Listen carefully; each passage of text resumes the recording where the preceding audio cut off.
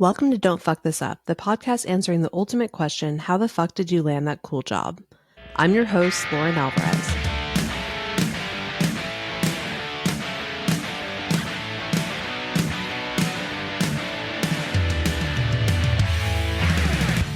Hello and welcome to another episode of Don't Fuck This Up. It's episode 15 and today's guest showed up with quite literally the perfect combo of thoughtfulness and fearlessness. And this conversation is going to leave you feeling encouraged to consider what you actually want out of your career. She's a product designer, a lover of all things slow fashion, and the founder of Abby on the internet, Abby Mills. Abby, welcome to Don't Fuck This Up. Hi, Lauren. Thanks so much for having me. I'm so happy that we're doing this. It feels like, you have a lot going on. I mean, a quick glance at your social would tell anybody that your love for color, texture, travel, all of it is coming together in the fold. But before we get into all that, how are you doing today? I'm great. We are almost in holiday season, which I love. Get to see family a lot. And then it's the new year. I love New Year's Eve. I feel like most people hate New Year's Eve, but I love it. What do you love about it? I just love any opportunity to party with friends, even if partying with friends means hanging out in your own living room, which I do a lot of these days. Yeah. But any opportunity for reflection. I'm not a big goal setter, but I really like to reflect on things and, do an assessment of how is life and is it serving you in all the ways that you want it to? And what do you want to change? What do you want to continue doing? All that kind of stuff. I love that. And I think that it seems thematically things are going really well. Yeah. Like I said, I love this time of year. And also, at least for me in my industry, work tends to slow down a little bit during the holiday season. So it's quiet at work, lots of focus time. You get to attend to all the things that you've been wanting to do, but never had time to do. I really love that. In the last 2 months alone, I know you've been traveling like mad. Chicago, New York, Toronto, Portland, of course, being home in the Bay Area. How do you balance travel and, collaborations or, showing up for the people in your personal life with being home, showing up, for your professional life and even just at your own home with your personal life there? Yeah, I think I say yes to a lot of things and then just have confidence that I'll figure it out when the time comes. I love that. And I think over the years, I've gotten better at identifying what are the things that I want to say yes to that I know will come together versus what are the things that are maybe something that I'm not going to be into when the time comes, and I say no to those things. So more of the things that I love to do that are going to bring me energy, even if it takes a little bit of sorting out when the time comes versus the things that I'm not that into. I'm better at saying no in the upfront. Yeah, I think finding balance too is just so important, and really, listening to yourself. I think as someone who's generally inclined to say yes to things as well, I think that there's times where I say yes and I'm like, why the fuck did I say yes? Because now I have to actually do it. And sometimes that push, to get myself to do the thing is always a good thing. But then there are times where, I once read that if you rate it on a scale of 1 to 10, if it's below a 7, then you shouldn't do it. And if it's an 8 or above, then you absolutely should. And if it's a 7, you're not allowed to pick 7. So you can't, you have to pick 6 or 8. And so I kind of have a litmus that I do as well. If it's something that I'm feeling tepid about, I sort of self-assess, hey, is it something that I'm nervous because I haven't done this before? Or is it because I quite literally don't have time and I feel like I'm being pulled in too many directions? Well, I might not show up as my best self. Right. Yeah. And I think that there is that kind of honest dialogue when you are a yeser. Yes. And I think I'd rather stay as a yes person than be a negative no. Yeah. I love that. I sometimes think when there's an opportunity to do something where it's pushing me out of my comfort zone, I'm like, do I like the idea of this? In the best case scenario, if I was prepared for this, would I kick ass at it? And if I think yes, then I'm like, all right, I'm going to say yes to that. And then just have the confidence that I will get there to the place that I'm prepared, where I feel really good about it. I love. So yeah. No, that's so amazing. And you strike me as a naturally very creative person, but there also is this pragmatic, really thoughtful, process oriented part of you. Thinking about that and it makes sense to me knowing, designers that you would gravitate toward design because it is sort of that tension of left and right brain. But what initially made you fall in love with design? God, I mean, it was probably in high school that I, was taking art classes and had some teacher say, have you ever, do you know what graphic design is? And I was like, no. um, and learned like what graphic design was. And it was this kind of interesting blend between creativity and like a very clear end goal, like a brief from a client. Yeah. And which I really like because it is that balance of creativity, but clarity and pragmatism. And I didn't know, when I was 18 thinking about going to college, I didn't know what else I wanted to do. I feel like it took me till my mid 20s to figure out what I wanted to do, but I chose to study graphic design in college. And I was okay at it. I really liked it. But I wouldn't say that I was the best graphic designer in my class. And there were people that I thought were so much more talented than me. And then I did that for a couple of years out of college. And then I discovered UX design. And that was where I was like, oh, this is even more analytical, more business oriented, than graphic design, which I think was really my calling, where it's this, combination of creativity, creative problem solving, but there really is so much clarity and analysis in UX design. And then the beauty of product design and user experience design is you can test it and you can see how successful you are. And so it's this very kind of metric and measurement driven type of design and getting feedback from the people that you're designing for in this very iterative process. And that's really what I love about what I do now. I think that that's so interesting. And going back to something you said about school is that you weren't the best person in the class. And I think that's something that a lot of people get in their head, even with, master's programs or, going back and assessing. You're like, okay, well, there's always going to be somebody better than you. Most likely we're not going to be the best person in the class because that's one of, 100 or 500 or 1,000 or however big, the program you're in is. But guess what? Companies need more than one person. And if there was just one person from every school, that wouldn't be enough for, all the designers needed for all the companies in the world. And so it can be a really good moment of opportunity to be like, okay, well, if I'm not trying to obsess over being the best, could I just be the best me? Could I just be the best at this in the moment or like do my best? And it's me against me versus me against everybody else in my class. And, there's that expression of like comparison is the thief of joy, right? And I do believe that so much that like, I've talked about imposter syndrome on the show before, with guests and things like that. But aside from imposter syndrome, there's this kind of thing that we tell ourselves that like, if I'm not the best at this, then maybe it's not worth it. And I think what you said is so poignant. It's really about like being the best for you, getting through the program. And then maybe it's something that's like a slightly adjacent, skill set that you're leveraging. Oh yeah, I use that in design school, but like you're not using everything you learned. So if you're the best at the school part, who cares? Yeah. And I think like, who is to say who is the best at what? I think so many things that we do are highly, highly subjective. Yeah. And I think when we are self-critical, and when I say something like, oh, I wasn't the best in X class or at that particular thing, sometimes it's because that's not my strength, right? That's somebody else's strength. And it's really easy for us to identify what we're not good at. Oh, here's this one very technical thing that somebody else is better at me because I'm already self-critical, right? I'm already sensitive about this thing. But it's really hard for us to identify where are the places that we are excelling. And who knows who is looking at us and saying, wow, that person is so much better at that thing than I am. It's all a balance. And like I said, it's really easy to like harp on the things that we know are like, oh, that's a little bit hard for me. Yes. And we can identify, oh, that person is so much better, or it looks so easy. Yeah. Oh, they're the thing that they do that I'm already sensitive about because I don't think I'm very good at it. I'm seeing their end product and I'm thinking, wow, that's so easy for them. But who knows how hard it was for them? Who knows how much time they put into it in order for it to look really easy or for it to come out really great at the end? Yeah. And I think that that's so interesting because oftentimes we don't run up to that person and say, oh my God, you're the best at this, right? We kind of keep it to ourselves. And maybe it's a message to us that we should just be calling out other people's greatness and we might get some of that in return, right? Mm-hmm.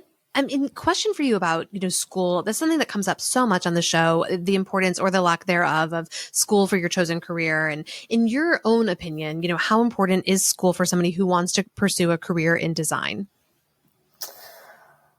For me, it was really important because one, it really honed my skills. I learned a lot. Yeah. I have, in product design, like in tech, there's like the technical product understanding of how you build apps and websites and what the design process is there. And then there's the more traditional design understanding of like the design principles of, hierarchy and balance and tension and things like that, which I would say aren't as important in this area of design. But for me, as somebody who I didn't know I was going to end up here, 10 years ago.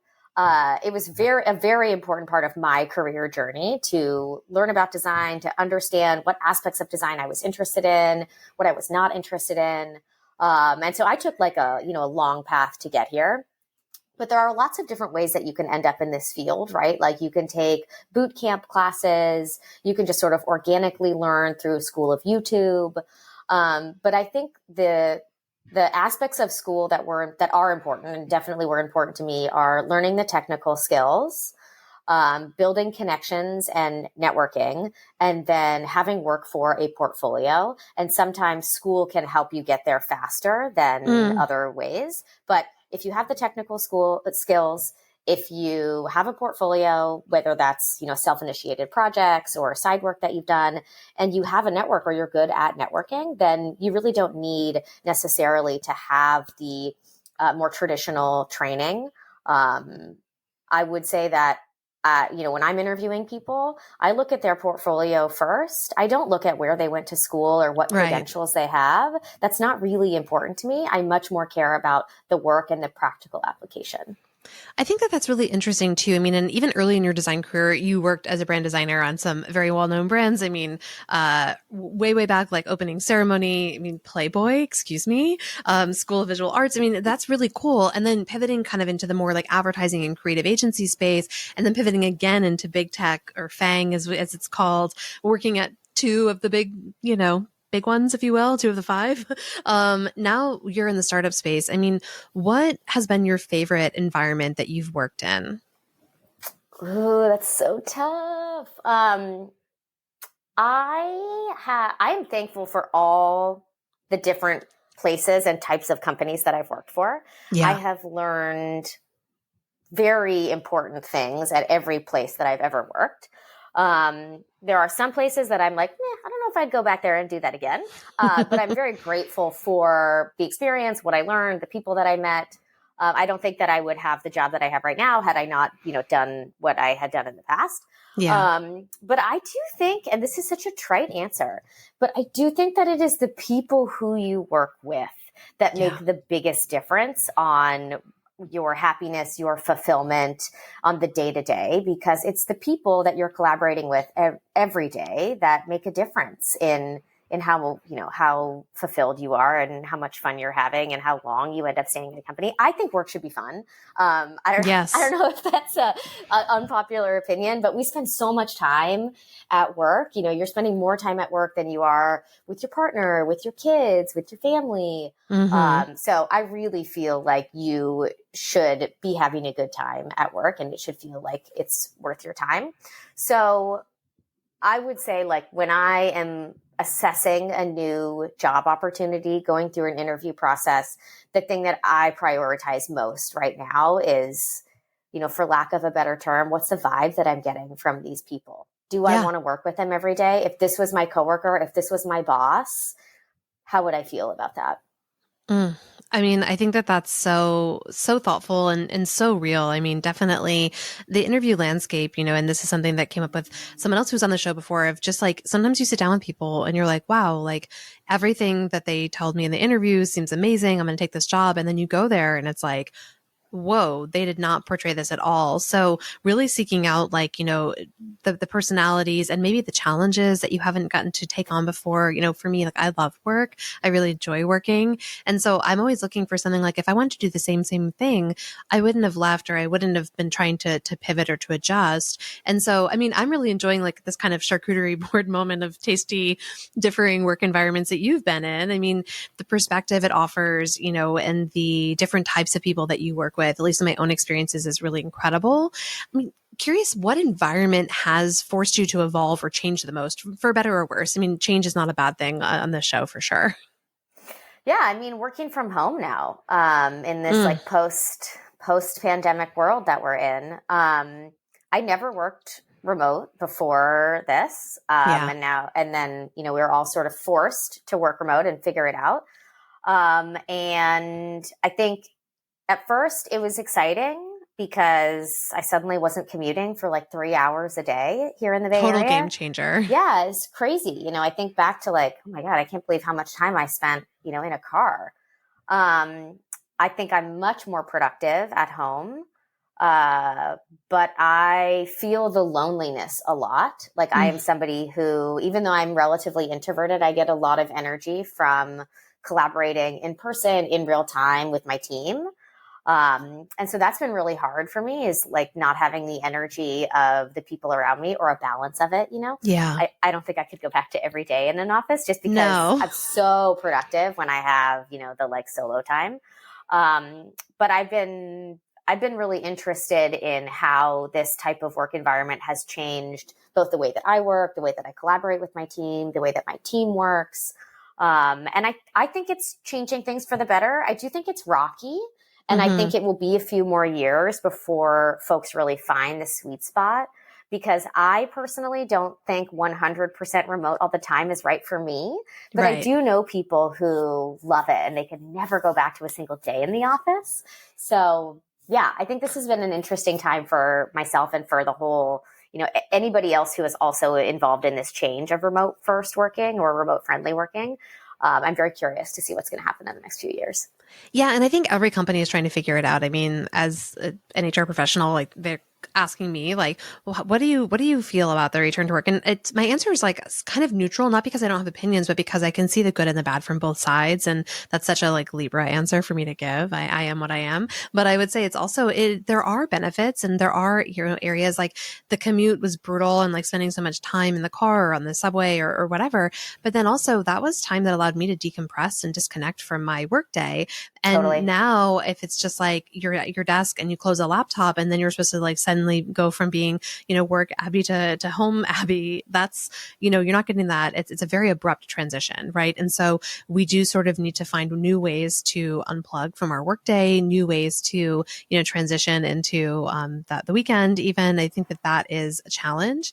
And yeah, I don't know that anybody's quite figured it out perfectly yet for like hybrid schedules. It's like, there can be this kind of like arbitrary, like it's going to be 3 days, but it's like, okay, tell us why, because people are going to ask why. I mean, and sometimes I'm the person that has to tell you why. So that's also really hard. So it is a challenge, and I don't think we're there yet. I think you're right. I think it's at least a few years out.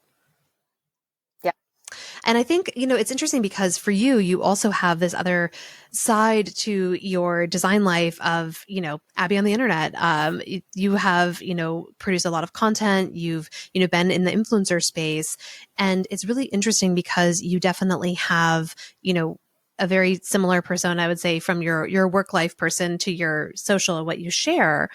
But how separate do you keep that kind of online life and your work life and your profession? Yeah, I share it. It's pretty separate. Mm-hmm. My career job is very different than the type of like content, the parts of my life that I share on the internet, on Instagram, and little bit of TikTok. I would say Instagram is my primary platform and kind of has always been. Yeah. But that's very focused on more like hobbies, personal passion. I don't really share anything about like the tech industry or about product design. I don't really share any of my work that I do there. And Yeah. I much prefer that. It's nice to have that distinction and that kind of separate part of my brain. Yeah. Um, Versus if I was an influencer in like the tech or design space, I think that would be really hard because I would feel like I was always working. When Mm, you're a content creator or an influencer, you do sometimes feel like you're always working. yeah. But I definitely feel like, from 9 to 5, I'm pretty focused on my career. I'm, Yeah. sitting in this office. I'm on Zoom a lot, and then when I'm not working at work, I feel like I have it's a different part of my brain that's activated. Yes, I'm sort of focusing on something. I'm like working in a sense, making content or sharing stuff online, but because it's a very different subject matter, and because it's very easy for me, because I'm Hmm. just so, passionate about the stuff that It I feels very share. natural. Totally. It is. It is pretty easy for me. Different part of my brain. I don't have to work as hard. And it's just more, I would say, like just more delightful and fun than it is like work. Right. So yeah, that's kind of how it works for me. No, I mean, do you ever feel at odds or like you can or don't want to share that in, your career environment, as you called it? I mean, have you ever had a coworker fan person you for the Abby on the internet side of things? And you're like, oh my God, I've been found out. I would say that like I I don't hide my internet Okay. persona. Sometimes because it's very separate. Sometimes I giggle when people from my job are like sometimes people will say like, "Oh, my friend follows you online and I like looked you up, and I'm like, "Oh yeah, there's like that secret life, that I have, this very different other part of my life." But I mostly laugh. I wouldn't say that I am embarrassed, but sometimes I am like, I don't want, I don't necessarily want to be judged for the more like fun and frivolous part of my life that I share on the internet. Not that I'm a super serious person at work, but I do take my work very seriously. I take my career Yeah. very seriously, and I want to make sure that I am, taken seriously in my job for the work that I do there. Versus like, oh, Abby just, prances around in her cute outfits online. Yeah. And that's just like more of the fun, frivolous, more hobby driven part of my life. Yeah, and it sounds like there is like a level of like consciousness that you have about that. I mean, I, for one, really love the outfits that you put together and share. And I think that's really amazing and interesting. But I get that there is this thing. And I will even say, at least for me, like as a woman, I feel like there is kind of this conflict that of like how we're perceived professionally, whether it's in the office or on Zoom office or whatever we call it. That I don't know, like if a man was like, into fashion, like would we consider that as part of, what we're judging about like with their professional like career persona? Probably not. No, of course not. People would be Right. like, "Oh, that's so cool." Yeah, look at the duality. Yeah, exactly. Wow, what a complex He has character. layers. Exactly. Yeah, yeah, yeah. But I mean, it in the same way, I think there are some people nowadays that understand the content creator world, the influencer world. Yeah. They get that it is a very legitimate and very lucrative job for some people.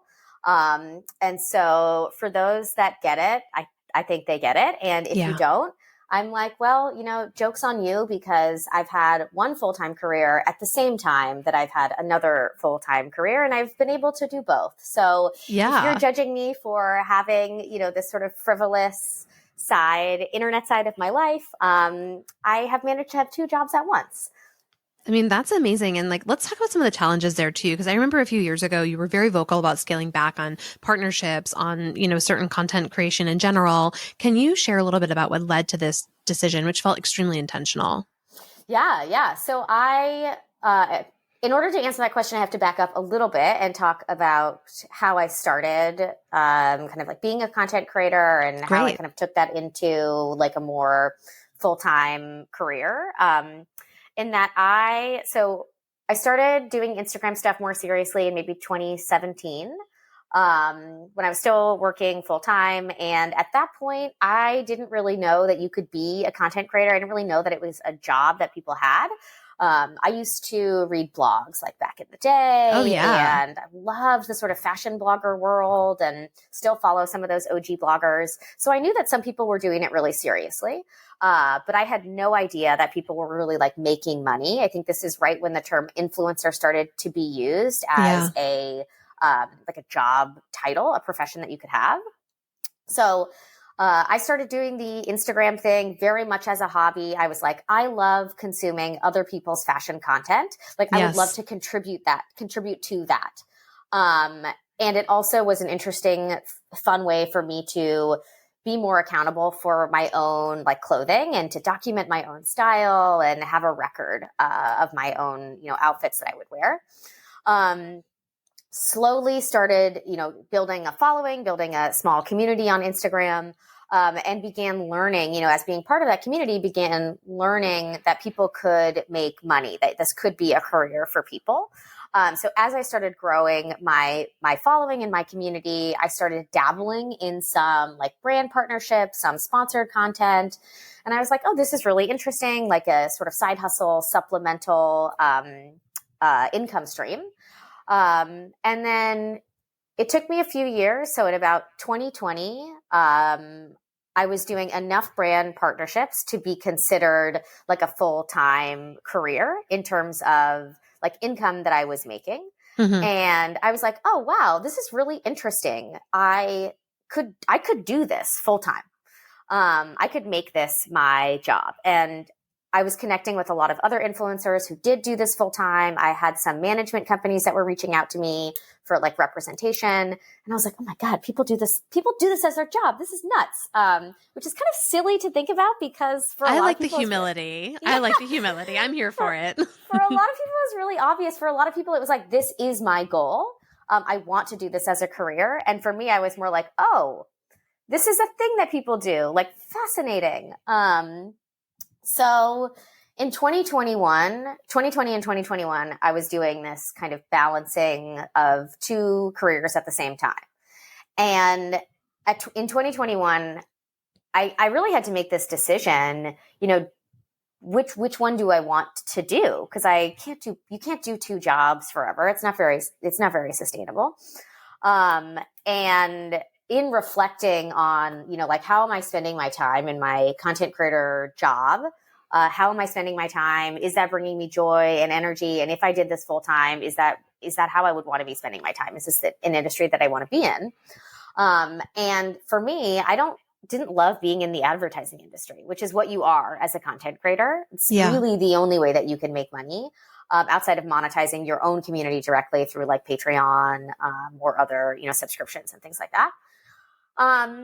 And for me, I didn't really want to be in the advertising industry. I was like, I like making content. I love being a part of a community. I love talking about this subject matter. But I don't really love doing a bunch of advertising for other brands. It just didn't bring me a ton of energy. And I didn't love it in that in order to make it a full-time job, you have to do a lot of ads. And I was like, the occasional partnership here and there is fun. There are a handful of brands that I feel like are really doing things right that I would love to work with. But again, like to make it a full-time income, you just have to do more sponsored work than I personally wanted to do. Yeah. And I love my career as a product designer. So it wasn't that hard of a decision. If I didn't love my career, I very easily, I see another world in which I take the content creator thing and I choose that path. But I get so much fulfillment out of my career as a product designer that it wasn't that hard of a decision for me. Yeah. And I think that, you spoke to something that it seems like it came fairly natural, but I'm curious, like, what is that source of confidence for you when you're navigating these larger transitions? I mean, I know that you had that thoughtful and also pragmatic approach of like listing out, like, am I happy? Do I like this? But there's kind of that larger source of confidence that has to come from somewhere. Like when you really think about that, where do you think that comes from? Man, that's a tough one. For me, I think I do a lot of reflecting on like a zooming in and zooming out approach. So zooming in is like, did I spend the day the way I wanted to spend the day? Like looking back on the day, did I do things that brought me energy, that I felt was a good use of my time? Do I feel fulfilled by the work that I did today? And not every day feels fulfilling, right? Some days at work, I'm just so drained, right? You're just like, oh, I either didn't get anything done or couldn't get alignment from this person or really felt a lot of tension in X particular meeting or this presentation didn't go well, whatever, right? We all have days like that. But overall, are the days that you're spending at your job, do those feel like good days to you? And if you have more good days than bad days, then that's kind of where you want to be. And then zooming out, like, do I feel like the direction of my career is going in a place that that I like? Do I see, if I'm doing this a year from now, am I still happy about that? Hmm. And I think when it comes to influencer stuff, when I reflect on the day to day, it's okay, right? It's kind of fun on the day to day. But when I think about, do I still want to be doing this in a year? Could I grow this to be something else? That is more, I think, where the like crux of the decision came in, is Hmm. because when I think a year out from the type of influencer and content creation work I was doing, when I think a year out from that, it didn't excite me that much. I was like, I don't think I want to be doing this in a year. And if I don't want to do it in a year, what other levers could I pull that could Hmm. still, make this a viable career for me, could still make money doing it, but I could be learning something else. I think that was another thing, is I was like, am I learning new things all the time? Not so Yeah. much. Yeah. And I think like your sense of self really comes through there. And I think like that's such a great hallmark of who you are, is like you really seem to know who you are and also like where you are going to draw from. And I think that's a great, just point of reference for anybody who feels like they're maybe at a career crossroads or they're trying to choose between two different companies or anything. Is like, imagine yourself where you are in the moment. Yes, but think 12 months ahead. What does this look like for me? What can I learn? Can I grow from the people around me? Is this person who's going to be my boss somebody that I feel excited by? Do I kind of want to steal their job? Okay, that's somebody I want to work with. Cool. Or is it like, oh, I don't think that I'm going to learn from this person because I'm being hired in by someone who has this super senior title, but it's just because they've been in this company since, day one. And like, am I going to get a lot of experience from them in that way? Right. I think that's a big question that I've certainly pondered. I coach people on the question all the time. And I think what you said, that kind of zooming in and zooming out, is such a eloquent way of putting it, of just really thinking about like the moment that you're in, because it does matter, right? Like, do I want to do this day to day? But then like, what's the long term? What's the bigger picture? And what does this look like? And I think like for design, like, there's such nuance to the space, but everyone's going to need design. Like, it's something that like is going to be needed across, different types of companies, as we talked about all the different environments you've worked in. I mean, the possibilities are kind of limitless there. And that excites me, even just saying it out loud. I'm sure for you as the person doing it, that felt really exciting. Yeah, I mean, definitely, until AI takes all of our jobs. Right. Exactly. I mean, so with AI in mind, I mean, what is your least favorite part of your job that you'd love to give to AI? Like, what would you just hand over to the bots today? Oh God, if I could never spec another design file for an engineering team, I would be the happiest person alive. I love that. I mean, what's your favorite? Like, what would you cling to as the very last thing that you would give up as part of your job? I think the best part of being a product designer is we really help bring other people, like all of our cross-functional partners, leadership, we help bring them along the design Mm, process. We help people understand, what is the problem that we're trying to solve? Is it even the right problem? Like, is it a business problem or a user problem? And how do we validate that what we're solving is actually a problem that we should be solving as a company? We help bring people through the full design thinking process. And I think that's really fun for me, yeah. working with a group of people who are not designers and kind of seeing an aha moment when they realize, wow, design is really important. This Yes. process has been really eye-opening. It's been really fun. We are all solving this problem together, and all of our brains are needed. It's not just a design problem to solve. It's not just a leadership problem to solve. It's not just an engineering problem to solve. Like, we all come together and we all figure out what we're going to do together. That's the best part. And AI cannot solve that for us. Like, that is a very Yeah. human AI solution. is not giving vibes. Sorry, No, AI. It's just not happening. no. I mean, I think that's really interesting too, because you made the big move from being in New York to the Bay Area. I can relate to that. I did the same Mm-hmm. move. Can you talk a little bit about the driver and making that change? Because I think surface level, if someone was to see that, they'd be like, oh, in order to be successful, I have to move to Silicon Valley. I know that that wasn't the only reason, but like, could you share a little bit about kind of the thinking behind that, and then maybe some of the differences in those two cities as work environments? Yeah, so I definitely had that same thought. I thought, okay, if I want to work for a proper product company, if I want to work for a big FANG company, which I did at the time, then I have to move to the Bay Area. I have to move to Silicon Valley, which maybe was true at the time. I don't know. Things have changed a lot since then because Yes, they of have. the pandemic. But that's one of the reasons that I thought at the time. And but I think today you definitely don't need to, and because of a more remote first work environment. Um, but some of the differences, I mean, I love California. I grew up in California. But I also love New York. You know, I spent a decade living in New York City. It is one of the most remarkable places on earth, and it is completely, it's tangible, right? When you land at JFK and you're, in a car driving through Brooklyn, you see the skyline. It's an incredible city, and that's not replicated in any other city either, too. That's right. Like I love San Francisco, but like it is not New York City.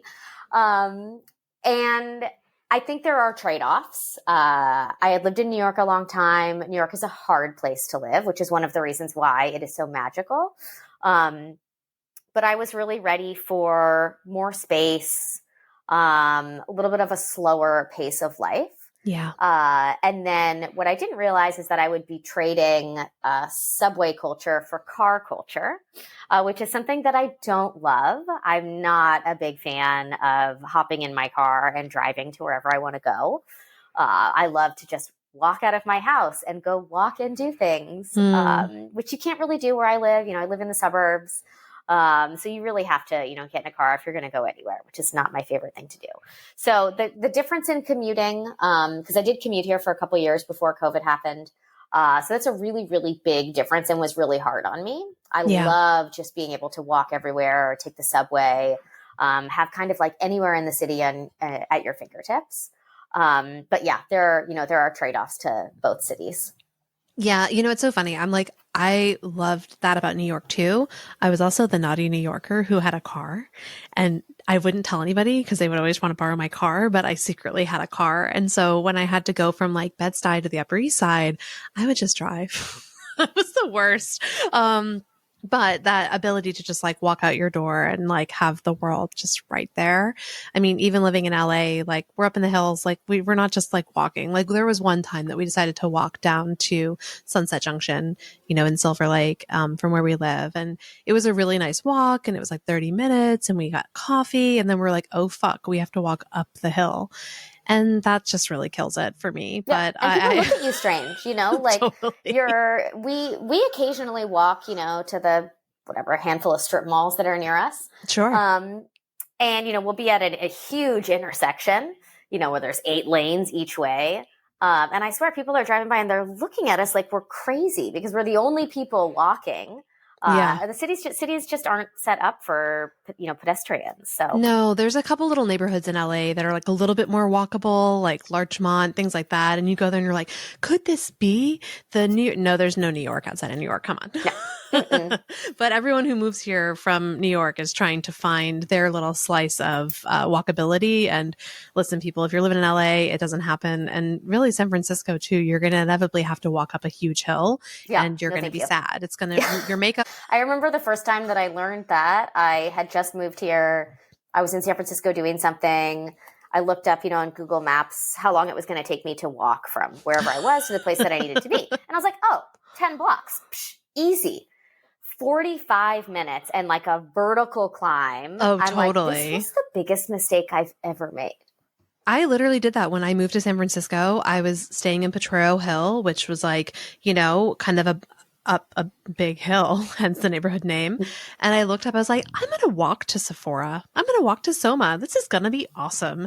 And I walked, and then I realized I had to walk home. And that was my first and last San Francisco bus experience because I was like, I can't go up this hill. I just can't do it. So, yep, I was the baby that took the bus up the hill. But yeah. I mean, something that's so interesting, Abby, is like you mentioned that, you grew up in California. Was there anything really surprising to you about returning to the place you grew up? And I don't know that you live in the same exact place where you grew up, but I mean, something about that. I mean, my husband has experienced this too. It's like there is a certain interesting component to that.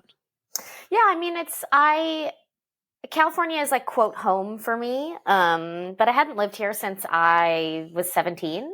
And it's like living with my family and going to high school here. So yeah. It's very different being, somebody in their 30s who's working in a job versus, going to high school when your world is this big. Yeah. I appreciate California so much more because I Yes. know what other places are like. Yeah. I'm like, oh yeah, the weather. Like that is a thing about California that people always talk about, but when you grow up here, you're like, what do you mean? Seasons? Like it's 40 degrees. That's as cold as it gets Yeah. anywhere. So I definitely appreciate it a lot more now that I live here, and I understand why when people move to California, they tend to stay in California.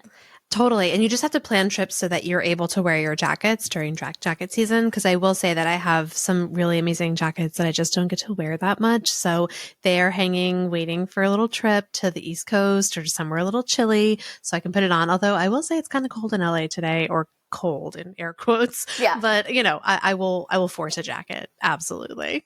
Yeah. I mean, I think that, it's interesting to know kind of the career possibilities. And you spoke with this a little bit, but I think that there were a lot of questions that came through. You asked your followers some of their top questions about your career. And I really want to get to some of those because there were tons of wanting to know how to pursue roles in design. That's such a vague question, right? So I suppose let's start with like, what advice would you give to someone who's considering a path into, I'll say, a technical creative field? Because design is both technical and creative. And there is that kind of marriage there. So what would be the advice that you would give to someone to kind of evaluate, is this the right path for me?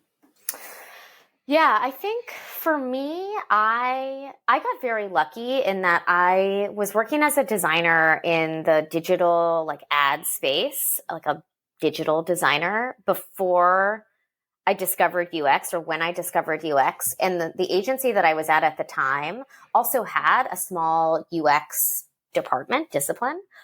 So I was able to look at peers of mine, kind of see what type of work they were doing. We had an amazing UX leader who was this woman who was just incredible. So I got to kind of like look over and see what this other department was doing and kind of wiggle my way in there, adopt them as some of my friends, kind of figure out like, hey, how did you get to where you are? Like, what do you like about this field? So I got to do almost like a bit of user research, and figure out like, is this something that I would also like to do? So I think talking to people who are in the industry, who do something that you're like, hey, that job sounds really cool. Tell me about what it is on a day to day, kind of find out what it means. Cause, we see these end products on Dribble, right? These beautiful screen interactions and animations, but it's hard to know, like, what does that job actually look like? Are you just sitting at your computer and like making pixels, which is not the job at all. So one is I would talk to people who are in the field, and this applies to any job you're interested in, right? It's like find somebody who's doing it, maybe through an alumni network or through your LinkedIn network or just your personal network. See if they'll chat with you for a little bit, ask them what their day-to-day is like, ask them what their favorite part about the job is, what the least favorite part about the job is, and see if that stuff seems interesting to you. Like I said, like, is that how you want to spend your day-to-day? Because that's what your job is. That's what your life is, right? It's just accumulation of lots and lots of days. So chat with them, see if it's something that's interesting to you, find out what their path was. Everybody's got a unique path. So figure out what their path was to get there. You can either do, like I did a boot camp, just to help kind of validate that I was interested in this sort of adjacent career to what I was doing.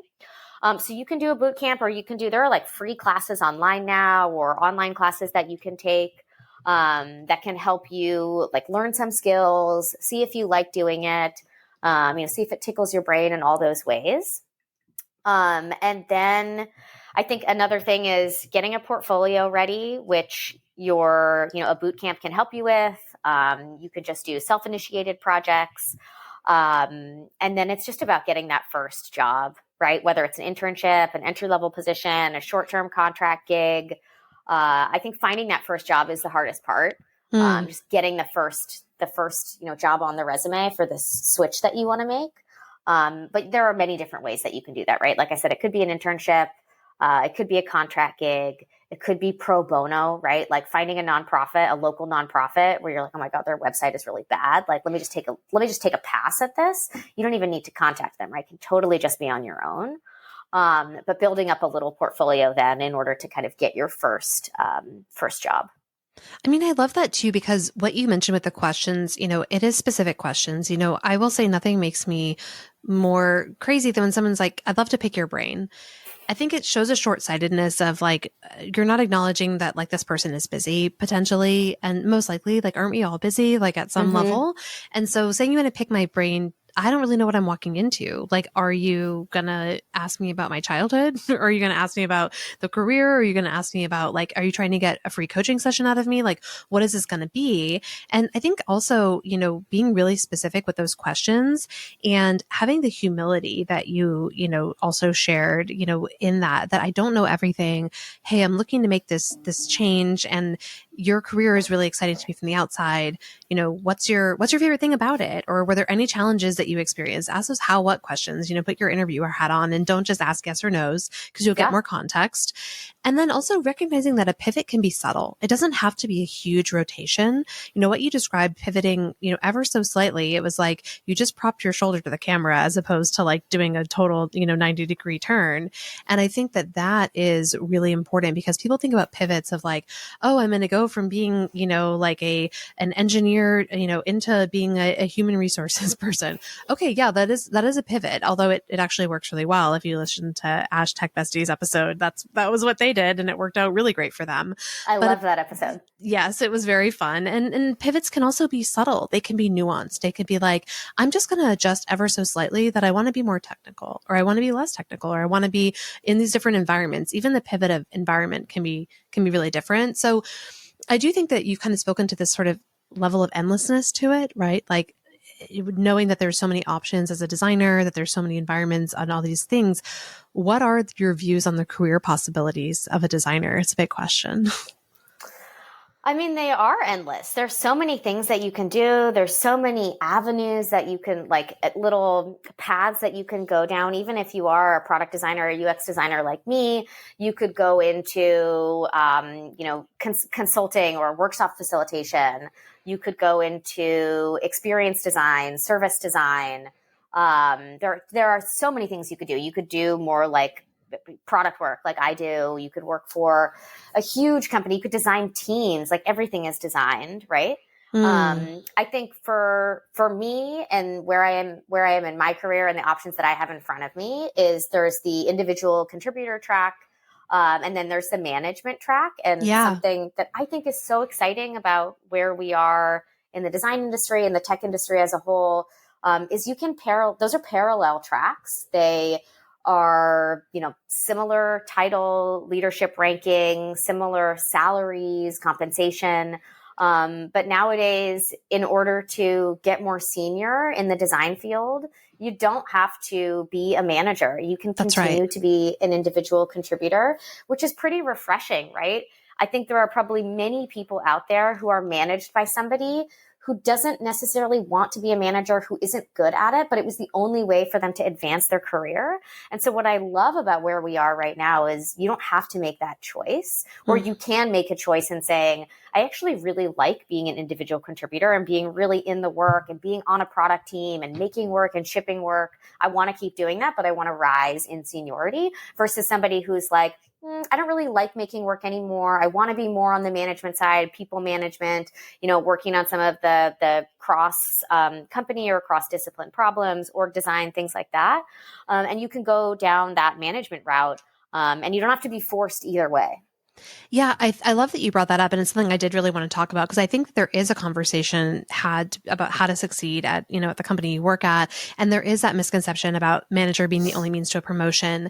And I think that's something that is really incredible, and I'm seeing more and more companies do that. I'm helping them, to kind of change their thinking on that. Is that individual contributor path, or IC as we nickname it in our industries, right? But an IC path can be really helpful for somebody who really wants to go deep in the work. And something that we do, like on the HR side here, I'm peeling back the curtain for people, is we do something called a talent review. And we actually look at everybody on our teams, in an organization, and we actually look at what their motivators are.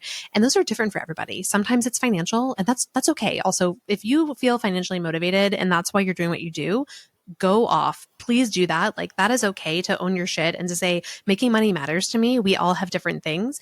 And if you're not honest that that matters, then you're going to end up making a choice where you took a pay cut and you really can't afford to do so, or you're having to adjust your lifestyle and you don't want to. So side rant about owning your shit when it comes to financial. Some people are very title driven. Some folks really want to be a deep subject matter expert in that area that they work in. So if you're a designer and you're like, I want to be the person who people go to when we're talking about personas, I want to be the person that owns this area. Wonderful. I think that's great.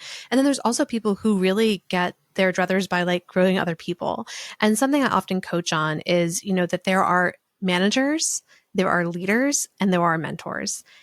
Not everyone is all three. In fact, it's very rare. And when you are a triple threat, please, please, please plug yourself into somewhere where you can make an impact, because like we need you. We really do.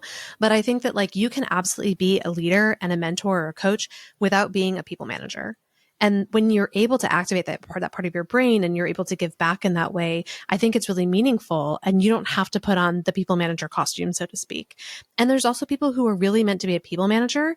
But if you're a people manager and you're a shitty leader, I don't think you should be doing that either. Cause like, haven't we all seen that person in an organization where like, that they don't like what they're doing and they're just kind of going through the maneuvers, and that really just absolutely destroys me when I see it.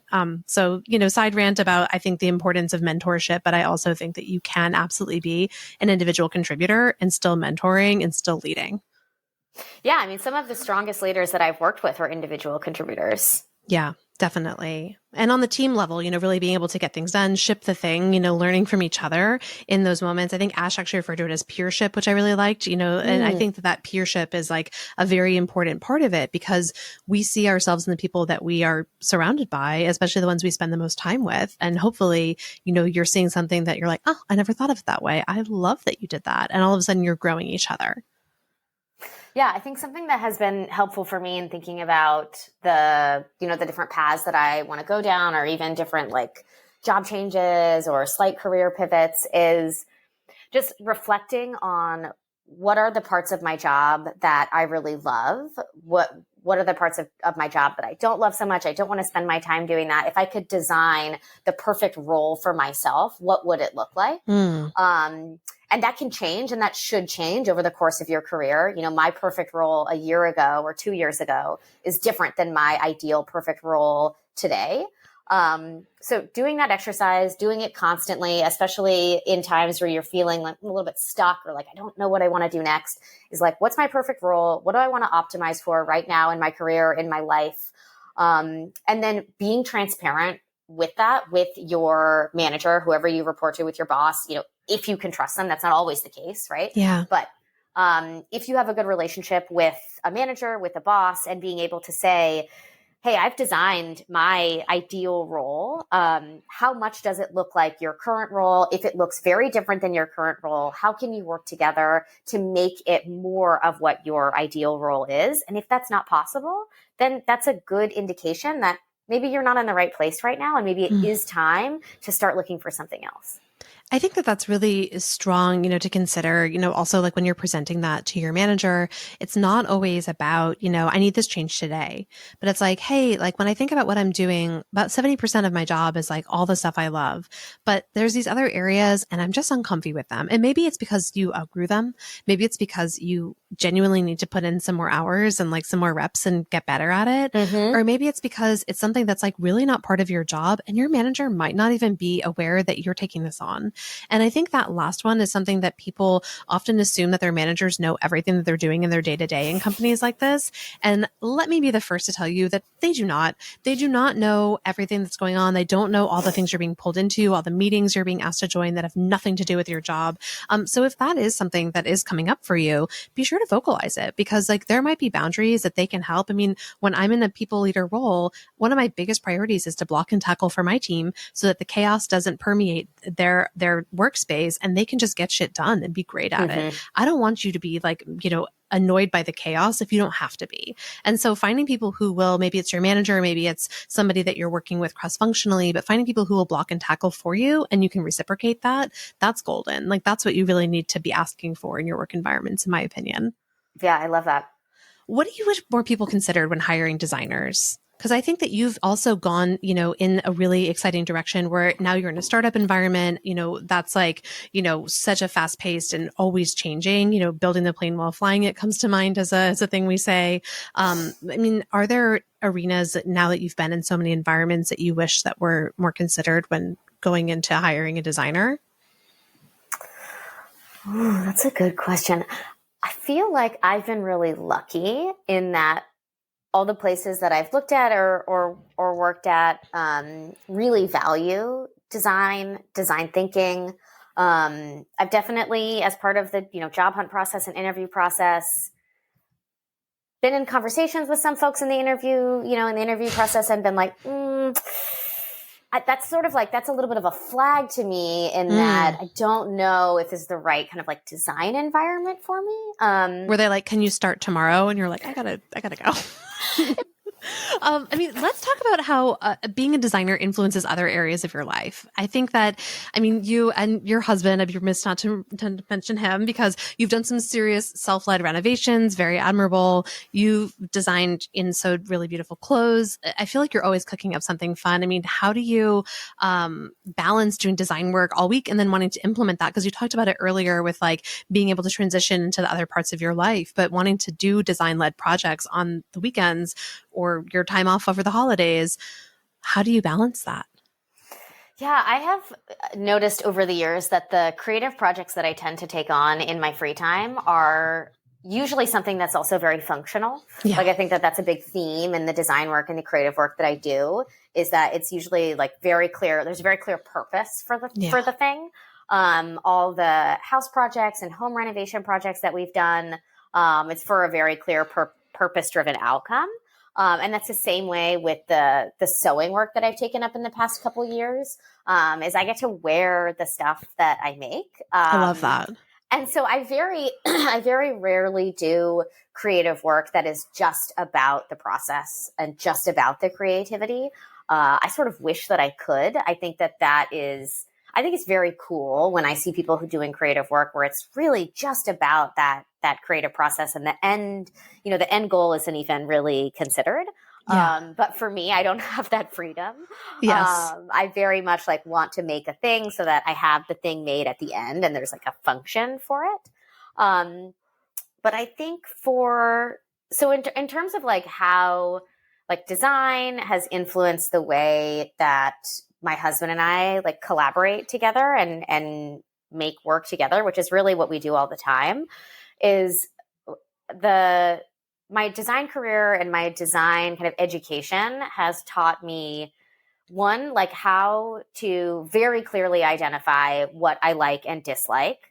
Because a lot of the stuff that we do together is highly subjective. Mm-hmm. So it's like, how do I know what I like? How do I feel confident that that is something that I really like? So there's a lot of like observation skills, a lot of like talking through things, critique. If you went to art school, like going to crit was just like where you talk about your work, where you kind of talk about other people's work. And that's a skill. And that's a skill that we both have because we both went to art school. So being able to observe and articulate what you like and dislike, being able to communicate with another person, to like come to an agreement about things. That's like, I would say the biggest advantage that design, like the design process and design education has given both of us. And then I also think that there's this iterative process to design work, especially in product works, very, very iterative. And that's actually the opposite of all the work that we've done on our home together and even sewing projects too, is when you're working on something that is tangible, that is an object that you hold in your hands, you cannot always reverse the clock and redo work. There's a sequence to the work that you do when you're doing, home projects and renovation projects, as you know very well. You have to sequence the work and you can't fuck with the sequence. If you haven't reinforced the blocking behind the tile backsplash, you cannot drill into it and put a pot rail on it. It's just going to fall off, right? Yeah. So you really have to understand sequencing. And it's the same way with sewing. When you're putting a garment together, there are steps that you have to take that you can't do later. And that's been a new way to teach my brain and to learn, because all of the work that I do in my professional career, sometimes it can be a little scrappy. And sometimes we say, hey, what's the most important thing that we need to do right now in order to get this thing out the door? And can we redo it later if it fails, if we don't like it, if it's not performing well?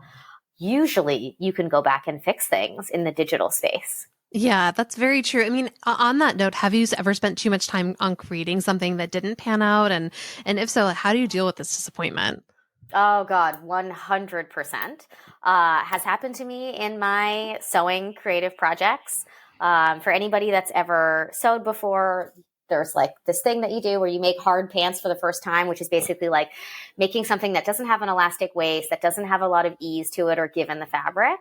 And one of the first hard pants patterns, jean patterns that I made totally didn't fit me. I think I used like the wrong size. And then I was like, I can save these. I looked up some like things on YouTube of like, how can I fix these and make these work? And then the fix that I did just ended up ruining them even more. And it was so bad that it was completely unfixable. And I've never done this before, but I threw away the garment, which, like, if you're in the slow fashion space and the sewing space, you don't do that, right? You unpick it or you use you use it for something else. But I was so traumatized by the mistakes that I had made that I was like, I need this out of my house. I need to get rid of it. Totally. But yeah, huge fail. I mean, that was me the first time I made macarons or tried. I threw them in the trash because they were like totally stuck to the wax paper. They completely like indented. They look like buttons. And I was like, you know what? They're probably still going to taste okay, but I'm mortified and these are just going in the trash. So I get it. I mean, sometimes you just got to like say no. You have to say absolutely not. I'm not doing this. I mean, when have you grown the most in your life? Looking back, you've had this really exciting, projection into design and in your career. There's a lot left to do, but looking back on that, like what can you pinpoint as like that area of the most growth for you, and maybe what even caused that? The biggest change and growth area in my career is when I moved from design agency to in-house product side. And I made that choice very intentionally. I liked agency work. I think you learn so much working in an agency. It's fast paced. You're always on a different project. You've got, client briefs and an external stakeholder. It really teaches you, agency work really teaches you about building a narrative, pitching work, talking about design in a different way. But after I had done agency work for a few years, I wanted to come to the product side. I really wanted to work with more cross-functional partners, more engineers. I wanted to come in-house somewhere and have sort of a longer engagement with a particular piece of work. Yeah. And making that switch I learned so much. It was so different from agency life. I don't even know if there's a particular thing that I could pinpoint and say, but it's very, very different. And it takes a while to kind of even identify what those differences are. But now, after doing it for a few years, I'm like, ooh, that is so different working product side, which I actually prefer. But I'm very glad I did the agency work. But yeah, I think coming from agency side to in-house product company is the biggest shift in the type of work that I do. I love that. And I think that, having a driver of that kind of compass that's in you, is really important. I mean, knowing that is a litmus for you and how you move through the space, who or what are your favorite brands right now? Who do you think is doing business right? Like, who do you align with? Because I think there's so much intention. I'd be remiss not to ask you. Yeah, I'm going to talk about some slow fashion brands Great. who I love. I think there are some brands that are just at the top of, they are working in either totally, circular fashion or repurposing, upcycling, ethical production, as sustainably made as you can. So I have to mention the Consistency Project. You just did a collab with them. Those are my girls. They are based in Brooklyn. They just opened a storefront in Boerum Hill, I believe, or downtown Brooklyn.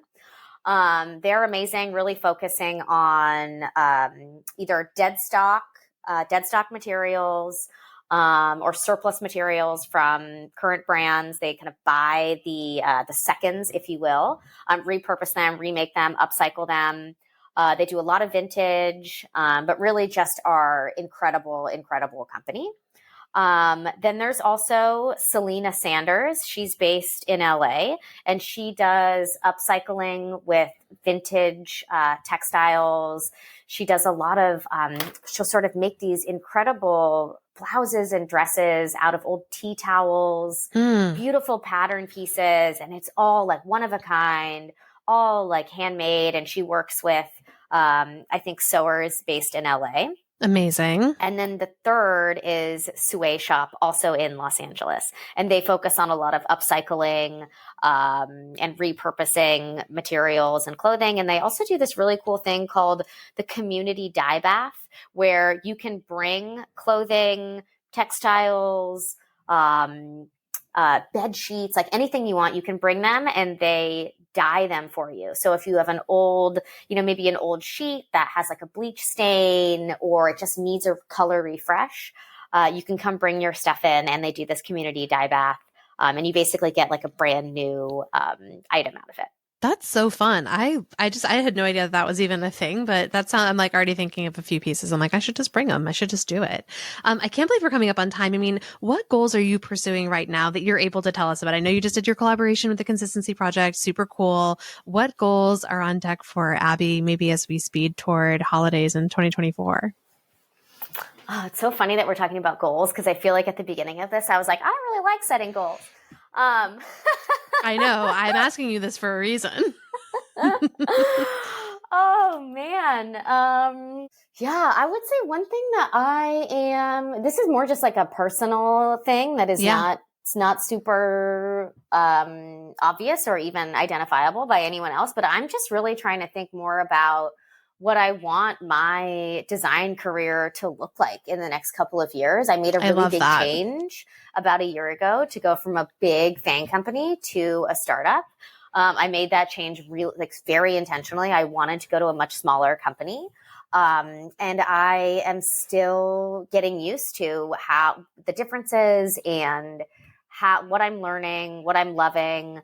And if it is where I want to be in the next couple of years, which my hypothesis is yes, but constantly reflecting on that and just making sure that I'm still doing what I want to be doing, spending my time the way I want to spend it, growing in all the ways that I want to grow, and just continuing to push myself in new directions.